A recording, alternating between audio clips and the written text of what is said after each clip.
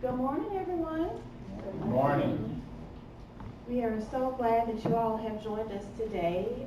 Welcome to the ALAAN Lunch and Learn. Today's topic is optimizing your opportunity.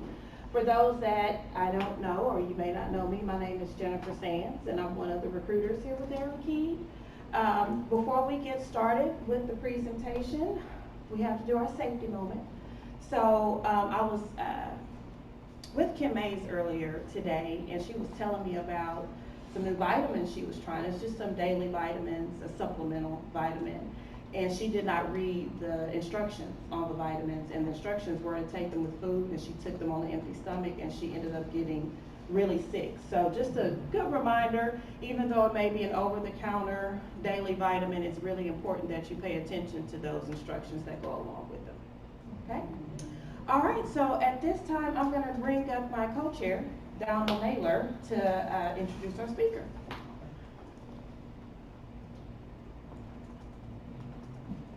Thank you, Jennifer. Good morning to everyone. I'm Donald Naylor, for those of you all who know or don't know me. I'm an attorney in the Intellectual Property Department and also one of the co-chairs of the subcommittee for recruitment and retention. And our overall goal is to, as part of one of the employee resource groups, is to work with the company in recruiting and retaining diverse talent to make sure that those we have here see what your opportunities are here. And therefore, we're talking about optimizing your opportunity. We try to kick around a few topics that we're going to be bringing to you all on a regular series about issues and topics that may be of importance to you all from a retention standpoint. What is it? And we hope that this is one of the tools that we're going to be able to provide to you as part of our efforts. Today we have Demetra Liggins, who is principal with Corporate Homie LLC.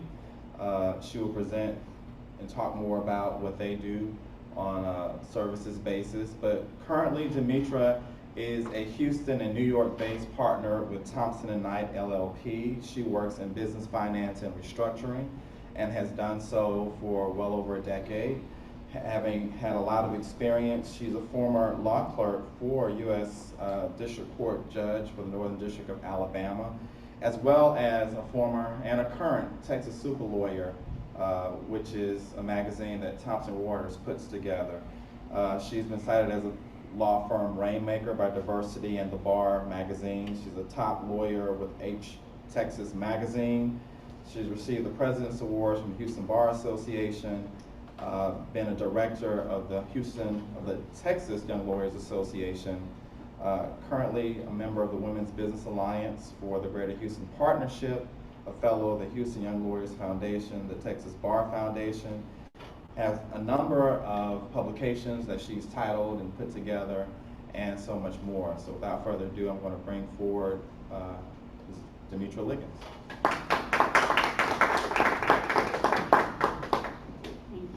That made me sound all fancy. I like it. Good afternoon, everybody.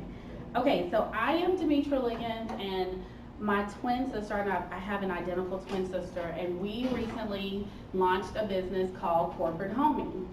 So everybody has the look you have. They're like, what is a corporate homie? Like, what is that? Why would you use such vernacular in such a professional setting?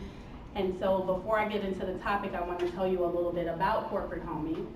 So one, I think we are corporate homies. Like, that's who I think we are. Like, one, we're just cool. Right? So we're homies. But really, most importantly, we have been working in corporate America successfully for almost together. She's been about 20 years because she didn't go to law school. She's a senior vice president at a bank, executive senior vice president, and I have been in a law firm for 16 years, and I work in what is called big law. So what people would call big law. So at my firm, I was the first African-American woman to be promoted to partner in the firm's like 125-year history. So one of the things that we sort of figured out over the years is that you don't see a lot of us who stay in corporate America and make it, right? When you're starting off, I felt like it was a lot of us. You like, I'm, as Judge Gilmore would say in town, I'm Black, you Black, hey. And then the more senior you get, the fewer of us there are. But we seem to make it. So we thought, well, what are some things and some tools that we had learned over the years? And we had found ourselves starting to mentor people and talk to people about it. So we decided to put it into an actual platform. And so that is what Corporate Homie is. It is when you don't have a homie at work or you want to address things, right? People to pull you to the side and help you navigate the landmarks of corporate America, because we know that corporate America is not just about the work. There is also this culture that exists within corporate America that sometimes you're familiar with and sometimes you are not, that can keep you from optimizing your opportunity. So that was sort of, so one of my favorite recent stories about that just sort of hit home to me to make me understand how different sometimes we grow up is a friend of mine who is also a lawyer in Dallas, so not even local, was picking her daughter up from a holiday tea. Her daughter's like 8. Her daughter was attending a holiday tea. She was not attending a holiday tea for another Black girl, it was a little white girl. So they're picking up and the moms are having conversation afterwards, and the mother says, oh, do you work outside of the home?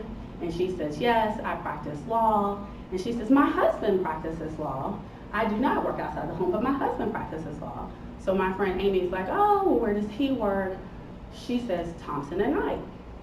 So Amy says, one of my really good friends works at Thompson and Knight in Houston. The little girl standing there, the 8-year-old little girl says, Demetra? I've never met this child in my life. You know Demetra? So Amy's like, do you know Demetra? Do you know what I mean? And so to me, that was the perfect example of how it is some cultural differences. That to me tells me that her father sits at the dinner table, discusses work, talks about what her father is my boss, right? He is talking about what we're working on. He is talking about me in such a way that her daughter knows my name, right? She can call it without someone else calling it. Differences. Okay, so let's start talking about optimizing your opportunities. So when I think about right now, and I'm a restructuring lawyer by trade, so what I do is, that's a fancy word for bankruptcy, right? So I work a lot when things aren't necessarily going the greatest at a company. So I spend a lot of time on activities when people are going to lose their jobs, be downsized, companies are restructuring. So one of the things I've learned is that that can happen to anybody, that it has nothing to do, sometimes it has something to do with your performance, but sometimes it's just the lay of the land. And especially right now, you know, in Houston with, you know, $40, $50 oil, right? Things get restructured. So that made me think, when Donald asked me about the topic, I thought, well, the big thing I think is, well, you want to be indispensable. If you want to optimize your opportunity, right, you can never, these are not, let me give the lawyer disclaimer, these are not foolproof, keep your job. If you do these things, you never gonna lose your job tips. That is not what we are giving out today, but we are talking about if they're going to make the decision about who is getting let go, or who is going to be restructured, or who is going to have to move to Bogalusa, Louisiana, and live in the middle of nowhere, you don't want to do that. How might you be the person that somebody wants to keep happy, right? And so these are these tips. So the first thing I would think is, nobody gets rid of the indispensable person. So you want to be indispensable. So the first thing, and I always say, without question, before you get into all of the unwritten rules and hidden landmines and, you know, corporate culture, you got to do good work. Yeah. Like, I cannot tell you how many times I am talking to somebody and they're talking to me about office politics, and I'm like, but you got typos in your documents. Okay. But you come to work late.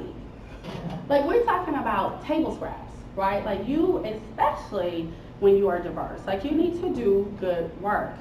Like, we'll talk about, and we'll get into what each of these things are and sort of tips for each one. You have to have relationships. And I'm talking about actual relationships. So as my mama would say, it is not who you know, it is who knows you. So I can say all day long, I know Donald Naylor, he is a very dear friend of mine.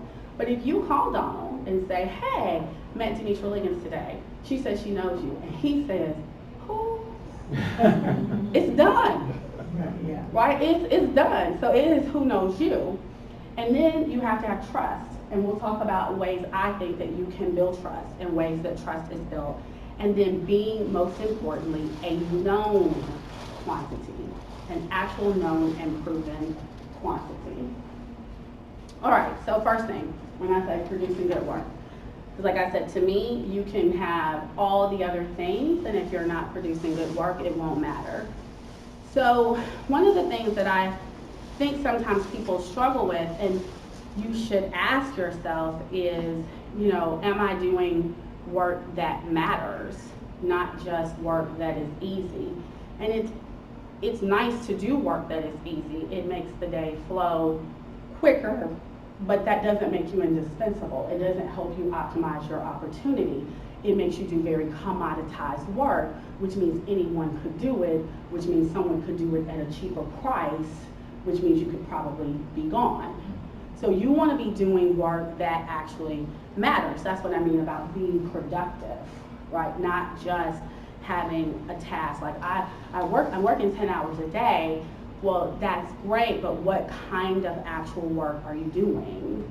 How is that work, you know, actually being used? Be excellent.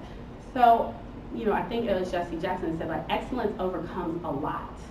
And that's when I start talking about being on time. I literally had a young associate, a diverse young associate in another office. And so when you are the only or most senior diverse partner, you hear about people beneath you, whether they work for you or not. And I was hearing that he was having trouble getting to work on time. And so I happened to be in his office for a hearing, and so I stayed later and was like, hey, let's, you know, catch a smoothie or something. And so I was like, yo, why do you get to work so late? You know, I hear you get to work late. And he's like, well, my wife is a emergency room nurse, and the mornings are our time together. And I was like, well, y'all gonna have a lot of time together if you don't get to work. Like, you gotta get to work.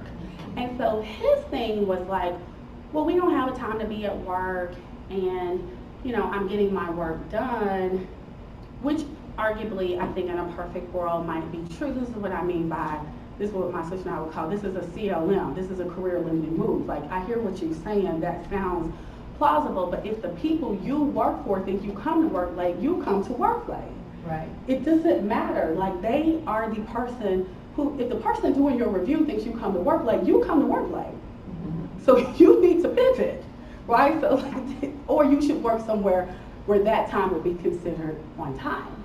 Do you know? And so I'm like, to me, that is such a small thing to adjust, like what time you come in, and then it changes. I think people forget how people perceive what good work is. So when you get a document and it has a typo, or it's not the best, you know, written product, and you're the guy that comes in late, it's viewed through that lens, right? It's viewed through the lens of, he just doesn't take things seriously, he's strolling, he's bopping in with his Starbucks at 9:30, 10 o'clock, and he got typos.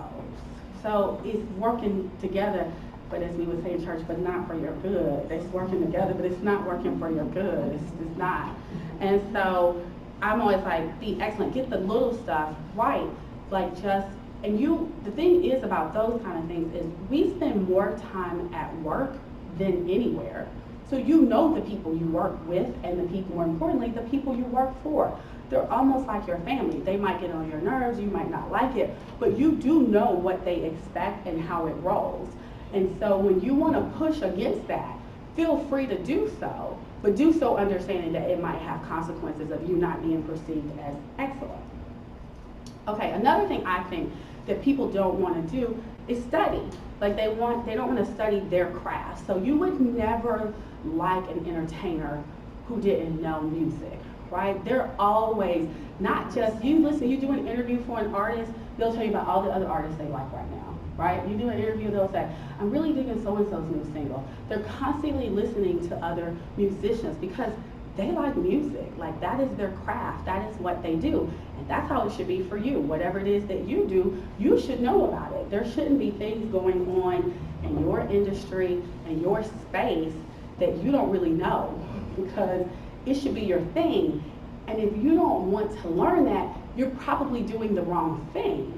So that should be a sign to you that maybe it's not really that I don't want to work hard or I don't have a good work ethic. I just need to find a better job for myself, because this is just not my ministry, because I just don't care about this. I don't want to study this. I'm not interested in this. You wouldn't go to a doctor who hadn't been studying, right? Who said, well, I took my boards back in 2000 and I've been a doctor now for 16 years and I'd like to look at your arm. You'd be like, well, have you read any medical journals since? Because this might be a new infection.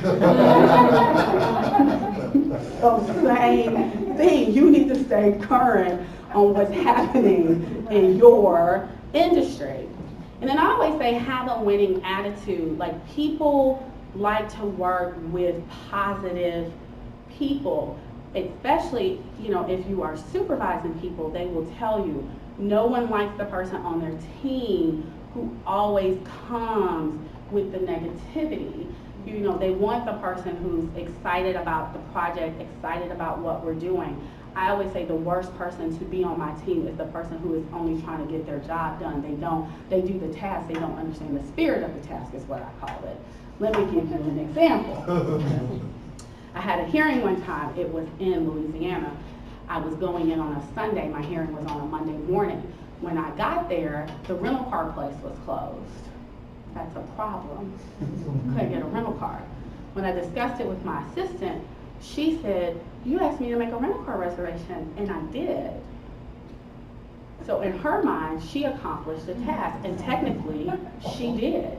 But she did not get the spirit of the task. Right? Because the spirit of the task is that I actually be able to get in a rental car and drive away, right? Not that I have a rental car reservation, right? So that's what I mean. You can accomplish things and not get it. And to me, that's like winners. Winners are a part of the team. They want to help reach the actual goal. They're not just like, well, this is my part, this is my only part. Like, I can't work with people who don't care if we win, who we go to court and they never come back and say what happened. That's always a big sign to me that they're not actually on the team. And it doesn't mean that they're not nice people, it means that they're not invested, right? They're like, oh, they didn't even care about the outcome. Like, we've been working on this for weeks and you don't want to know how the judge ruled, right? Like, they're not invested. They're just like, oh, I made you a notebook, or I made you the calendar appointment, or I did the whatever and I'm done. They're not actually in it. So that's what I mean sort of about the winning attitude. So here's one of my favorite things, relationships. You will never be indispensable. You will never maximize your opportunities if you don't have good relationships. And the problem is, and this is the unfortunate problem, you cannot wait, and this, I will say this more than once today, until you need relationships to start establishing them. You just cannot, I will say that one, you cannot wait until you need relationships to decide. Like, you can't wait till you read, oh my goodness, we might be going through a restructuring, I might, shoot, there is that girl in recruiting, she can help people get jobs. I met her at that retention meeting that time. I was shooting her an email. Hey, Jennifer, nobody helps that person. Nobody helps that person. They laugh at that person, right? They talk to their husband about that person at night. They do not help that person, right? And if you're going to do that, I always say, if you like that path, then start like that. Hey, Jennifer, I am just like everybody else. I am reaching out because I need something. Then they will laugh, right? And they are more likely to be like, well, what you need, right? Like, relationships are the name of the game, especially in a big corporation, right? Because in a big corporation, they constantly change. You never know. It's like politics. You don't know who's going to be in charge, who's going to be the man, who's going to be the woman. People shift, their roles shift, their power shifts. And so You need to stay in the game with your own set. And I'm not necessarily about being calculating about relationships. I'm about being committed to relationships, finding people that you can find some common ground. One of the things I do know though is people do not invest in people that they do not know. So no one champions someone that they can't speak for. And so to me, a lot of times with these, you can think about it just like you are in real life. Like I always say, take work out of it. If someone calls you and they want you to write them a recommendation for the sorority or the church or the Masons, the first thing you think to yourself is like, I don't know you, I can't put my name on you, I don't know you. Same thing at work. Same thing at work. You want to get promoted, you want to move up, you want to change, and people don't know you. They're like, no. So they're not invested in you. They're not invested in your success because they don't have any relationship. And to me, one of the things we struggle with as diverse people is we misunderstand small talk. So I can't tell you how many times I'll have someone come to me and say, these people are all in my business. They was asking me all kinds of questions. You'll say like what? They were asking me what part of town I live in. And I think, no one really cares what part of town you live in. That is small talk. They are trying to find a common ground with you. They're trying to be like, oh, you live outside the loop? I live outside the loop. You be in that traffic? I be in that traffic. Right? We talk about traffic. They're not, you think they're going to stop by your house? Is that what you're afraid of? You think they're about to look you up on HVAC? They're not. They're not. They don't like you like that. All of us are too much of narcissists to be concerned with you in that way. I'm way more concerned with me, right? But they do need to know something about you. That's why people like sports. People are always like, why people are talking about sports at work? Because it's an easy bonding experience, right? You're like, oh my God, did you see they beat Notre Dame? Did you see it? Then people are like, I saw it. That man gonna keep his job this year. He's gonna keep his job. That'll keep you employed, right? That's something to talk about, right? You can do that. And to me, if you don't want to get in your personal business, it keeps it light. Keep up with sports. If you really are private, no sports. Sports are really easy. The one thing I learned about people, they like to talk about themselves. Like I just said, we're all narcissists at heart, right? Do they have children? They like to talk about their children. Are they getting married? They want to talk about their wedding. Did they just buy a house? They want to talk about decorating that. So if you don't want to talk about you, talk about them. It is an easy way to establish relationships. And then the last thing is, people do business with their friends. So after you get that, that is who they do business with. And I think sometimes people forget that business is done both inside the organization and outside the organization. But business is done both places. So business is still being done internally all the time. And so you should keep that in mind. And who would you like to do business with? So everything is not just about it's happening to you, waves are coming upon you, and who is going to do, but think about who you might want to do business with. Where is the trajectory of your career? Where do you want it to go? Who are people who can help you get there? How do you start establishing relationships with those people? Why would you want a relationship with that person? What kind of activities could you do? I am not necessarily a big advocate of doing things just because it's what you do in corporate America. So I play golf. I like to play a lot of golf. But golf takes 4 hours. So I don't play golf with people I don't like. Because it's 4 hours. Do you understand? That's a long time to hang out with somebody just because it's a good business opportunity. I did that when I was younger, right? Because that's what people said, you know, he's a golfer, you're a golfer, he could get business, and you'd be on like hole 8 thinking to yourself, this is where I'm going to die with this guy. On hole 8. So to me, I use that as a great example, and I also often have, especially young African American women, come to me and ask me if they should play golf. Like, oh, you play golf. Should I play golf? And I always ask this question, do you want to play golf? Because if you don't want to play golf, you shouldn't play golf. right? Why would you pick up a sport that takes 4 hours to do when you don't want to do it? Like, and I feel like as much as we think we are cheating people, people can smell and sense a phony a mile away. Okay, trust. The best way I know to establish trust when you are establishing trust is be consistent. Be consistent. So let's just keep my analogy going. Let's say that you have heard this wonderful speech today. You're like, I kind of have been coming to work late. I'm gonna start coming to work earlier. I'm gonna get to work earlier. My boss actually is that person. She thinks I come to work late. I'm gonna come to work earlier.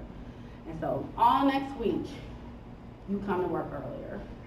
And all the next week, you come to work earlier. But by the time October comes, you're kind of over it. You're kind of back into your whole 9:30, 10 o'clock arrival time. Then you get to your review in December, and she says something about, I really wish you came to work earlier. And you think to yourself, well, no, I mean, in September, I was coming to work on time. I mean, I don't even know what she's talking about. It's not consistent. People, they value consistency and unfortunately, primacy, the thing that they most remember. So that's why I said you won't trust with people. You have to keep showing them over and over who you are. And if you are late all the time, that's what they will know your brand to be. You will always have trust when you help somebody. You won't trust them. And I know people don't like this. Do something for someone else. Figure out how you might be able to help them. And it's not a favor. I don't mean keep score. I mean actually genuinely look for a way to help them. And then they will trust you. People trust people who have been there for them, who have done something for them, especially when they did it for no reason at all, right? So I'd like to use myself as an example. I had a meeting in Dallas, I'm in our Houston office, and the meeting started at 8 o'clock. Why anybody would start a meeting at 8 o'clock a.m. on a Monday morning is beyond me. I don't start those meetings like that. But all the bankers were coming in from out of town, and we wanted everybody to finish in time to be able to catch flights back out. But the reason why I don't like to start meetings at 8, because staff people don't come to work to help you prepare. So, and this is not even my office, right? Get to the office about 7:15, because you just, ever know something's gonna pop off and you need to, have your stuff together. And the other partner, an older black woman, was there. And she was like, hey, Demetria, I wanna let you come in here and have this meeting and I'll be here in case you need something. Like, that lady has so much currency with me, like forever and ever, amen. Like, because I didn't ask her to do that. She's not my assistant. I don't have an assistant in Dallas, but she was like, people always need stuff before the meeting. So I got here early to help you. So more important than helping me meet an important goal, she actually helped me meet an unexpressed need, right? I had a need that I had not even expressed to her that she met for me. And here I am telling y'all about it. I'm so impressed with it. Right? Like, and now I know she will come through in the clutch. I can depend on her. So today I called her for something else that I needed in Dallas, because I have now learned that she is someone on my team that I can depend on. And I made myself a note, and we'll talk about this in a little bit, to write a review for her, even though she does not work for me. So that when she is reviewed in December, she will get an unexpressed need met, right? She will have a good review from a partner in a different office. That is my way of making a deposit to her, because she has made deposits to me.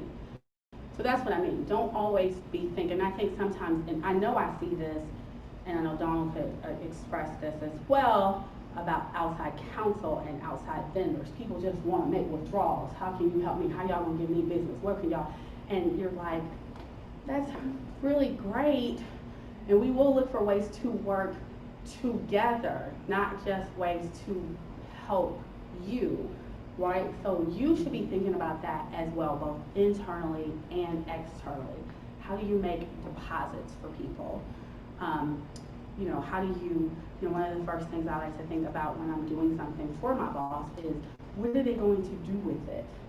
What are they going to do with the document I give them, the information I give them? Because that usually will help me anticipate needs and meet an unexpressed need if I start thinking about not just what is the task I've been given, but how is it going to be used. Then if I think about that, I can usually think about the next step to be ahead of the game for them. Like, are they gonna pass it on to another group? And if so, I'd like to write it where nothing has to be changed in it and it can be easily flipped. Do you know what I mean? Things like that. And then I always say, be a thought leader. Always be thinking about, and this kind of goes with the next point, solutions. Not just, you can trust me because I'm the one that's got all the swoop. Actually, people don't really trust that person. You just seem busy, right? You don't really seem trustworthy. You just seem to be in the know. And what I really think when somebody's always in the know is, why are you always in the know? Like, why do people tell you everything? What do you say or participate in to have the scoop on every issue that's popping around this joint? Like, how do you have all the deets? Like, you can have some of them, right, on some issues, but if you got the skinny on everything, why?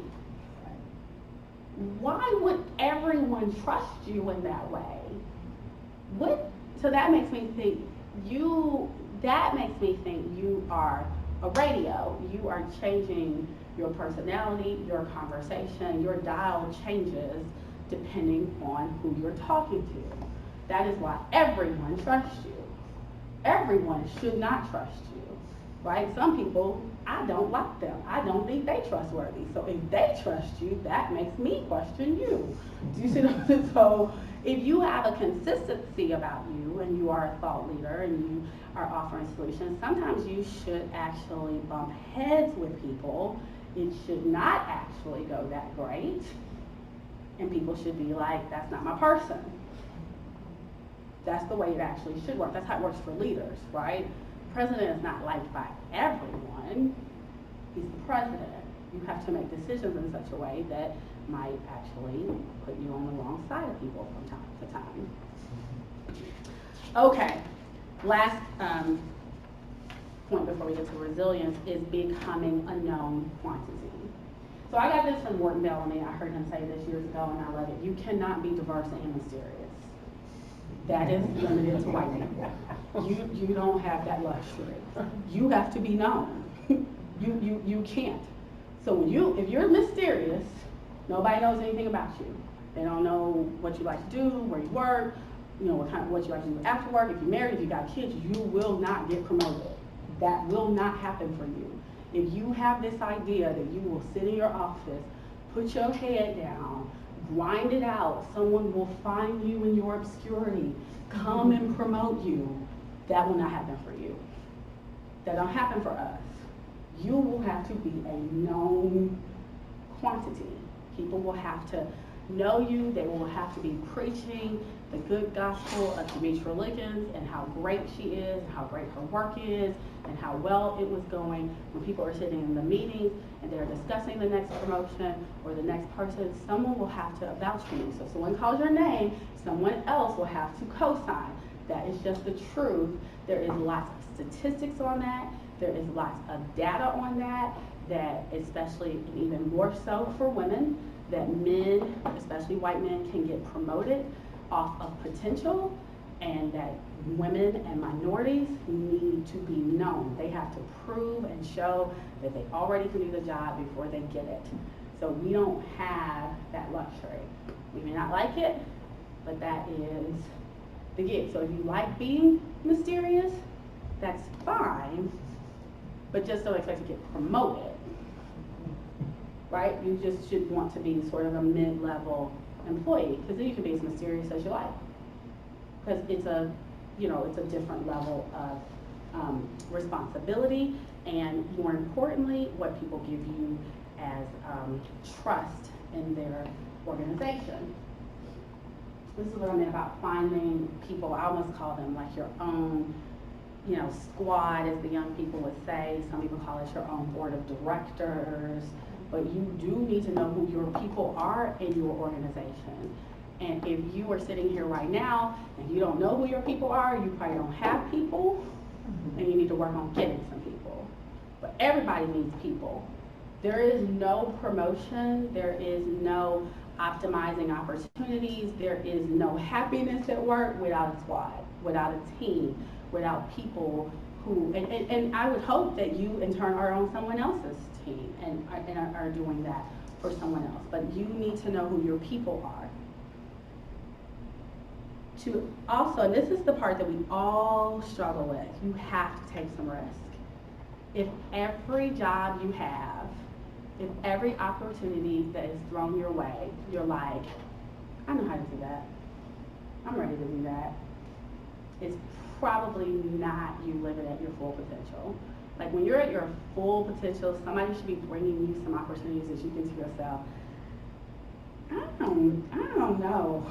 I don't know if I'm the right person to do that. It should stretch you. You should be stretched a little bit in the idea of the task and the idea of the project, you know. And so when you take the risk, when you are stretching yourself, then you realize that, right? And you look at that in people that are highly successful. They step out, they do things that people are like, can you be the president if you've never actually held a job other than, you know, a senator? You've just been a senator. Like, I'm not sure you're ready for that. That's stretching yourself. Maybe you should do this a little longer and then come back, and it'd be a safer, better bet for you. You have to stretch yourself. Same thing. You're Barack Obama, basically. You can do what he does. It's the same thing. Then if you stretch yourself and it doesn't work out and you make a mistake, take responsibility. Think about how many times you have worked with somebody, for somebody, and they messed something up and they wouldn't own it. And they would not own it. And all you thought was, but that's on you. That one was on you. Everyone is human. Everyone will make mistakes. Everyone, you've got to own it. You've got to take responsibility, because you cannot actually be the best at anything if you have an inability to own mistakes and to take responsibility for mistakes. That goes back to because no one trusts you, and now you are not known as a quantity of someone who is a leader. Leaders run teams and people follow them because they know, like, we'll let you take the shot, because even if you miss it, you'll still go and give the interview afterwards, and you're not going to blame the rest of us. Mm-hmm. Right? You're the franchise player. It's your team. You're not going to be like, if only that pass had been better, you know, I'd have made the shot and I think we'd be going on to the next round. No, nobody, that's not a franchise player. Franchise players are like, give me the ball, win or lose, with me. Okay, so the last thing I want to talk about, and then I'll open it up for some questions, because I know it's Friday and people want to get back to work so they can get out of here on time today, is career resilience. And this is sort of what I was talking about at the beginning. Like, no matter what, just know that setbacks, they're just a part of your career journey. Like, whether that be, you know, not getting a job you wanted, or not getting a promotion, or not getting put on some team you want to be on, that's all just a part of the gig. Like, that will happen. It's not like maybe it'll happen or I hope it doesn't happen. Like, there are two people in corporate America, people that's happened to and people that's going to happen to. Like, that is inevitable. And so the people who make it are the people who can course correct, who can take that and pivot and still move forward, who know how to understand that. And sometimes that, to me, I can remember making one of my really big mistakes as a very young associate. I was super busy. I think I was billing like almost 300 hours that month. And a partner had called and given me an assignment, and I had written down all these notes about what I was supposed to do, and I was supposed to write this memo. And I was just so busy I didn't have time to write it. I just didn't have time to write it. And I finally sat down like on a Sunday afternoon to write the memo. And when I read my notes, it just didn't make any sense to me. Like, I just literally was like, I'm just not really sure what the assignment is, right? Like, I know, and I remember it was about preferences, but that's all I really could really get from it. And so he asked me, and he had asked me that Friday, hey, how's the memo coming? And I was like, yeah, you know, it's coming. It's coming. Because I hadn't even started it, right? So now it's the weekend, right? There's nobody to ask or anything. So I wrote this memo that really was just a lot of topic sentences. Very succinct, written topic synthesis, but just a memo full of topic synthesis. I didn't really know the project, right? It was like a preferences and under the bankruptcy code, and so that's a preference. Like that was pretty much the memo. And he sat right next to me, and I knew it was bad because I waited for him to go to the bathroom to leave it in his office, right? It was like, right? And then I like walked on back, right? Because I was like, I'm just not sure, right? And so I'm just habitually nocturnal, so I tend to be in the office really late. And so about 7:30 that night, he calls me in and he says, can you come in here? And I said, yeah. And when I went in there, I could always tell when he had kind of relaxed because he would like loosen his tie and take his shoes off, right? His shoes would be next to his desk and his tie would be loosened. And so I was like, well, this is good. He's in a good mood, right? He's relaxed. And he said, hey, my memo was sitting on the corner of his desk. He said, hey, what is this? What? What is this? And I started laughing. I was like, it's the memo. Right? He was like, that's not a memo. What is that? So he said, and I said, yeah. He said, you lost the assignment, didn't you? And I said, I did. He said, yeah, I knew that on Friday. And I said, how did you know that on Friday? He said, Demetra, so you haven't been working for me that long, but since you have been working for me, if I ask you about an assignment, you start talking to me substantively about it. You'll say like, oh, I found this, and it's going in this direction, and I'm not saying that's where it's going to end up, but so far the research is on this. He said, you said, it's going. It's coming along. And so he said to me, you're going to need to redo this. Let me give you the assignment again. And so, and he says, then don't ever do that again. Next time, ask me. And so I always remember that day, and I always remember the specifics of that because that was over a decade ago, because I remember two things. One, I remember discovering like, whoa, this white guy's gonna look out for me.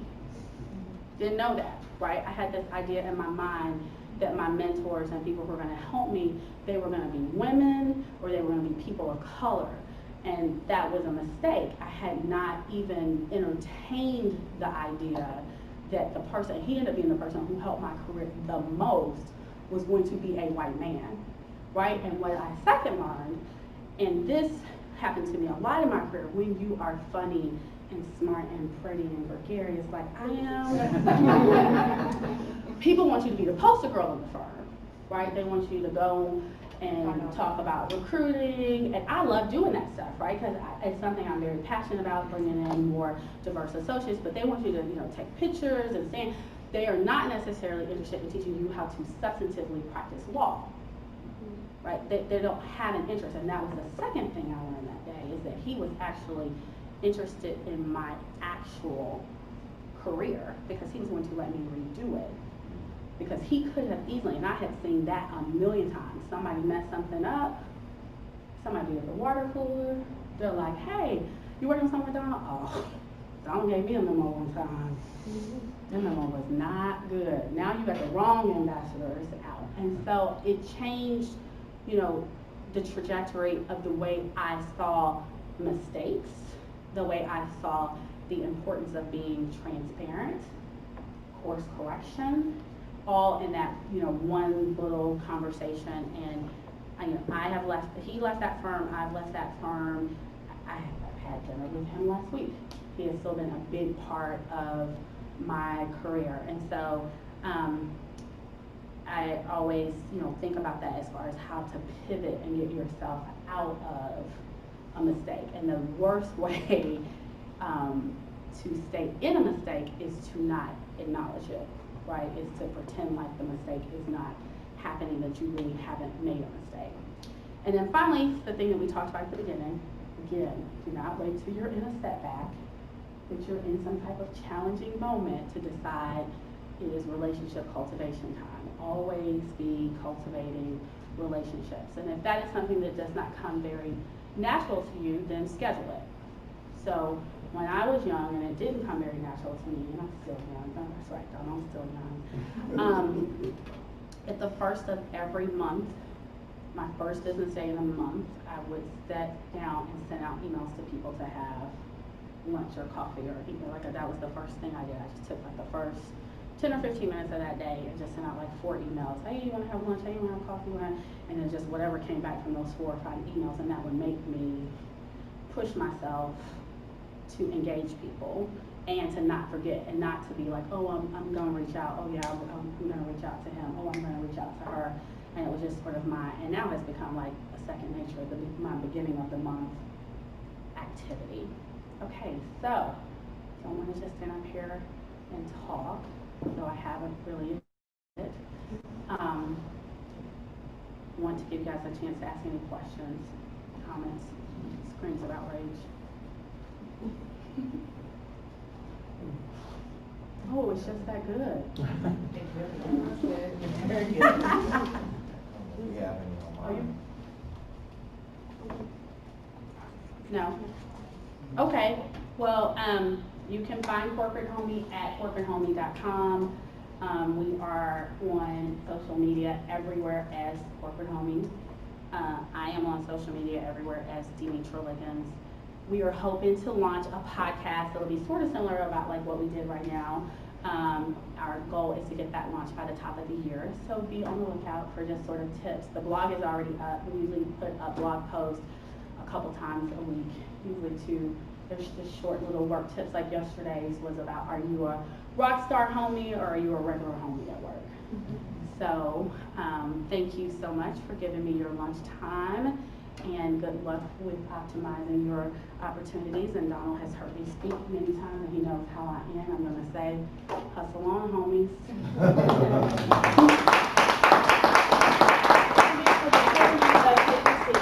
We definitely appreciate you coming out to share with us. I thoroughly enjoyed that presentation. You can never have too many tools in your toolbox, so that was definitely beneficial for me, and I would assume that it was most certainly beneficial to our colleagues here. And so, behalf on the ALAAN committee, the recruiting and retention committee, and I'm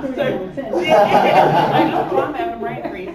We definitely want to make sure that we show you our appreciation and gratitude. And what Donald failed to mention earlier is that Demetra is also an esteemed member of Delta Sigma Theta sorority. So her sorority is the right color bag. Thank you very much. Absolutely. Thank you. Thank y'all for coming out. If y'all have questions for Demetra, do you have a few minutes? Yeah, I would say. Okay. Yeah. Well, you're welcome.